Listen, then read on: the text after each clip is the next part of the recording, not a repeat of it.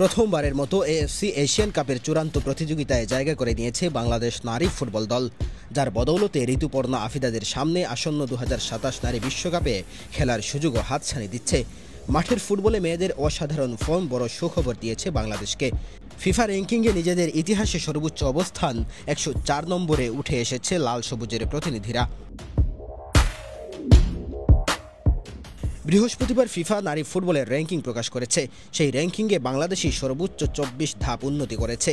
সর্বোচ্চ ধাপ উন্নতির পাশাপাশি পয়েন্টের ভিত্তিতেও বাংলাদেশ সর্বোচ্চ 80.51 পয়েন্ট পেয়েছে।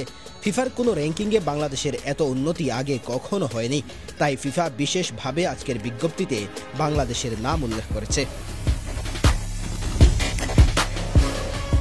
সাম্প্রতিক সময়ে উঁচু র্যাঙ্কিংয়ের দলের বিপক্ষেই খেলেছে বাংলাদেশ। এশিয়ান কাপ বাছাইয়ের প্রস্তুতির জন্য জর্ডানে 2টি ম্যাচ খেলে।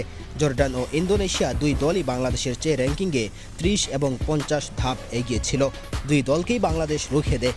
বড় দলের বিপক্ষে পয়েন্ট পাওয়ার ধারাবাহিকতা বজায় ছিল এশিয়ান নারী কাপ বাছাইয়েও। এশিয়ান কাপ বাছাইয়ে বাংলাদেশের প্রতিপক্ষ স্বাগতিক মিয়ানমারের র্যাঙ্কিং ছিল 55। 73 ধাপ এগিয়ে থাকা শক্তিশালী মিয়ানমারকে 2-1 গোলে হারিয়ে বাংলাদেশ প্রথমবারের মতো এশিয়ান কাপ নিশ্চিত করে। ওই বাছাইয়ে বাহরাইনও বাংলাদেশের চেয়ে অনেক এগিয়ে ছিল। 4টি বড় দলের বিপক্ষে 2টি জয় ও 2টি ড্রয়ে বাংলাদেশের র্যাঙ্কিং অনেক উন্নতি হবে এমনটাই ধারণা ছিল। আজ প্রকাশিত র্যাঙ্কিংয়ে সেটারই সর্বোচ্চ প্রতিফলন হয়েছে।